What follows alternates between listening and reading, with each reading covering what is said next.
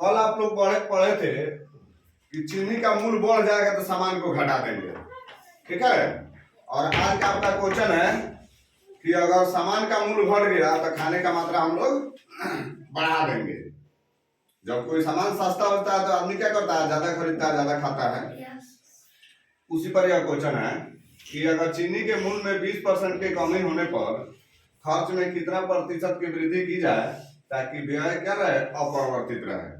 यानी कह रहा है कि चीनी के मूल्य 20% घट गया तो खर्च में कितना बढ़ोतरी किया जाए उसका, यानी कितना ज्यादा चीनी हम खरीद लें कि हमारा जितना खर्च है उतना ही सेम रहे, वो घटे बढ़े नहीं, समतुल्य रहे। कह रहा है कि माना कि कुल खर्च हमारा 100 रुपया, हमने मान लिया कि कुल खर्च 100 रुपया हो गया। अब 20% के कमी होने पर अगर चीनी का मूल्य 20% कम हो जाता है तो यानी हमारा चीनी का वास्तविक मूल्य कितना हो जाएगा, 80 रुपया हो जाएगा। चीनी का वास्तविक मूल्य कितना हो जाएगा, 80 रुपया। चीनी का वास्तविक कितना हो जाएगा, 80 रुपया हो जाएगा।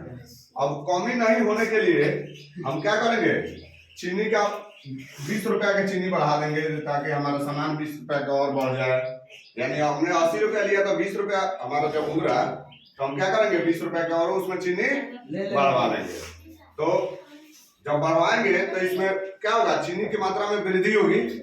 तो यानी जब प्रतिशत वृद्धि इसको निकाल देंगे तो जब प्रतिशत वृद्धि निकालेंगे तो हमारा कितना हो जाएगा, 25% हमारा वृद्धि हो जाएगा। यानी हमारा चीनी 1 किलो नहीं, अब 1 किलो 250 ग्राम में 1.25 किलो हो जाएगा, चीनी बढ़ गया।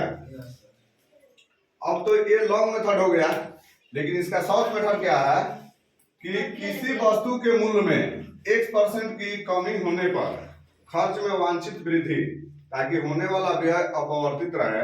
इसका फार्मूला होता है x बटा 100 माइनस x गुने 100।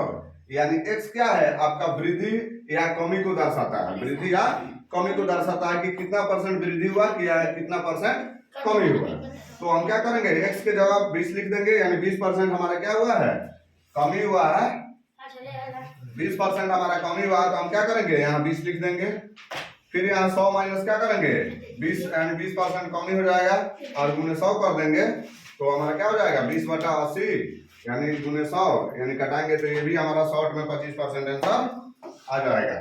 तो ये हमारा शॉर्ट मेथड है और ये हमारा लॉन्ग मेथड है। दोनों मेथड से आप लोग मैथ पढ़िए ताकि आप लोग को जहां भी दिक्कत हो, अगर शॉर्ट भूल जाइए तो लॉन्ग मेथड से निकाल लीजिए, और समय ज्यादा बचाना है तो शॉर्ट मेथड को याद करके आप मैथ को बनाइए। नहीं